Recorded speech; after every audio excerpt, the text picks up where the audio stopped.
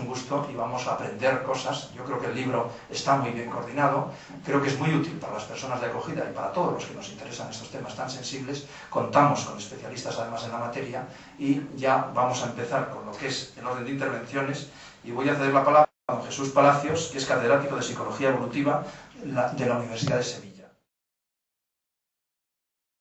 Así es que, en realidad, darme la oportunidad de presentar el libro es darme la oportunidad de, en primer lugar, de haber aprendido a través del libro y, en segundo lugar, de compartir con ustedes, a propósito de la presentación del libro, algunas reflexiones sobre el acogimiento familiar. Creo que hay que decirlo todo, el libro se titula Esta es tu casa y el subtítulo es La aventura del acogimiento familiar. Y otra cosa importante es que está hecho promovido por y coordinado por una asociación que es la Asociación de Familias para la Acogida. Entiendo que es una asociación con lazos con una asociación hermana italiana y que en parte surge en el contacto con esta asociación. Bueno, el tema del libro claramente es el acogimiento familiar. El acogimiento familiar, ustedes lo saben de sobra, es una medida de protección, para aquellos menores, aquellos niños y niñas que tienen que ser separados de su familia, a veces de forma temporal, a veces de forma más permanente, pero sin perder los lazos con la familia, sin perder la pertenencia a la familia de origen y los lazos con ella. En realidad, yo creo que el acogimiento familiar es una medida absolutamente central en el sistema de protección, porque para la mayor parte de los niños y niñas que tienen que ser separados de su familia de origen, la adopción no es una alternativa viable. En nuestro sistema jurídico, como en la mayor parte de los sistemas jurídicos occidentales, la adopción es una medida, en fin, si se me permite utilizar la metáfora, es cirugía radical. Y la mayor parte de las enfermedades lo que necesitan no es cirugía radical, lo que necesitan es tratamiento y lo que necesitan es ayuda y convalecencia. Bueno, pues con la adopción ocurre algo por el estilo. Es la medida más extrema que se puede tomar en el sistema de protección. Y como es natural, si es la medida más extrema, solo debe utilizarse en casos extremos. Veo aquí tantas caras detrás de las que hay historias increíbles y sencillas a la vez. Historias que a mí personalmente en estos 10 años de la existencia de la asociación en España me ha ido cambiando el modo de mirar toda la realidad, no solo la del acogimiento familiar. Incluso me han ido cambiando hasta el modo de afrontar la tarea docente en las aulas. Este libro en realidad surge por la convicción de que era necesario aportar en el panorama con absoluta humildad, porque nosotros decidimos hacer este libro con un convencido deseo de seguir aprendiendo, porque éramos conscientes de que la complejidad de este ámbito, como nos comentaba don Jesús Palacios ahora mismo, es infinita y que teníamos muchísimas cosas que aprender. Hicimos este curso con el convencimiento de que era un paso más en el camino de poder decir algo serio en el mundo del acogimiento familiar y de ayudarnos a nosotros mismos, que muchas veces éramos los protagonistas de muchas historias de acogida. Voy a contar un poco cuál es el origen de este libro, de modo que podáis entender un poco también por qué casi en su totalidad está compuesto por testimonios de profesores y de trabajadores sociales, otros expertos en el mundo del acogimiento familiar provenientes de Italia. En 1982, algunas familias italianas que desde hacía años estaban realizando experiencias de acogida de menores, adopciones o acogimientos, sintieron la exigencia de profundizar en el significado de esta experiencia. Hace 10 años que cada vez que hay un encuentro formativo de familias para la acogida en Italia, una asociación, Famiglie per l'Accoglienza, un grupo de nosotros, Familias para la Acogida Española, rompemos un poco la hucha, intentamos ir allí a aprender, porque realmente el espectáculo de la experiencia que hay allí es infinitamente más amplio, también por la trayectoria que sin duda tienen. En Italia, en el 2006, hubo una ley que decretó el cierre de los centros de menores, de los grandes centros residenciales en favor del acogimiento familiar.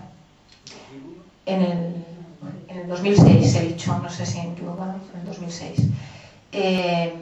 Esto, la verdad es que la experiencia de Familia per l'Accoglienza en Italia era previa a esta ley, aunaba un montón de familias que vivían ya el deseo, de hecho, ya no solo el deseo, sino que efectivamente realizaban experiencias de acogimiento en su familia, y esta asociación, Familia per l'Accoglienza, llevaba muchos años haciendo cursos de formación, rodeándose de trabajadores sociales, de profesores en la universidad, que cuando nosotros íbamos allí y oíamos lo que decían, realmente nos echaba a fuego el bolígrafo y veníamos siempre cargados de muchísimas cuestiones que nos parecía que era muy necesario traspasar a nuestro ámbito nacional.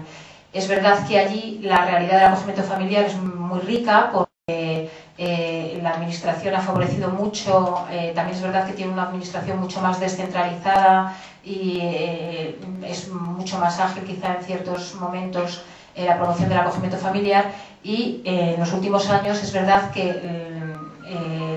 la promulgación de esta ley ha favorecido mucho las experiencias, como os digo, de acogimiento familiar. Sin ninguna duda, todos conocen que la protección del menor es una competencia atribuida a las comunidades autónomas, y en la Comunidad de Madrid en concreto se ejerce a través del Instituto Madrileño del Menor y la Familia, que es un organismo autónomo adscrito a la Consejería de Familia y Asuntos Sociales. Cuando hablamos de menor desamparado, pues todos podemos hacernos una idea, ¿no? Familias desestructuradas, la figura paterna prácticamente desaparecida, presencia de una madre, la mayoría de las veces con problemas de salud mental, de discapacidad, situación de calle, drogodependencia, vida marginal. ¿Cuándo actúa? ¿Cuándo empieza la administración, además a distintos niveles, a distintas instituciones, a trabajar con esas familias? Yo creo que en esto se ha avanzado mucho en los últimos años.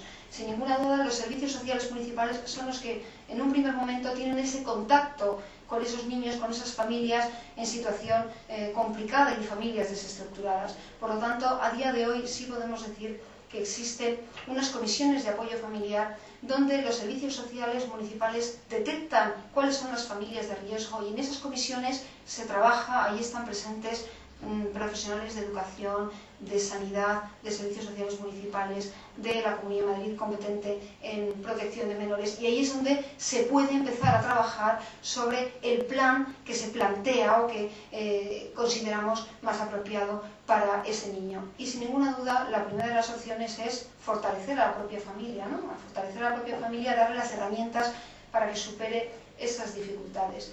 Pero cuando eso no es posible, cuando hay una situación no ya de riesgo, sino que ese riesgo se ha convertido en desamparo, entonces es cuando esa comisión de apoyo familiar, esos técnicos, proponen a las comunidades autónomas, en este caso a la Comunidad de Madrid, la asunción de una medida de protección.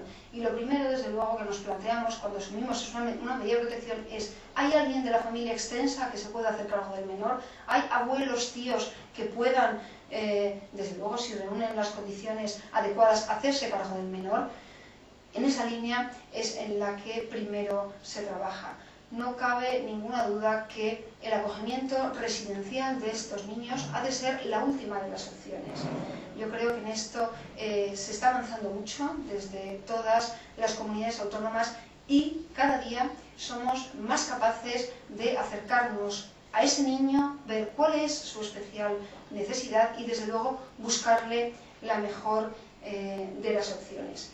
Una vez que está descartada la familia extensa, vamos a ver si hay familia acogedora. Es verdad que hay veces que hay niños que han tenido una experiencia muy complicada, quizás de malos tratos o un abandono, y les viene bien una etapa, digamos, de rehacerse a ellos mismos. Hay muy distintos perfiles de niños. Tenemos a chicos, un porcentaje muy importante, que vienen de distintos países, que llegan en pateras, en los bajos de los camiones. Tenemos chicos con discapacidades, chicos con problemas de salud mental.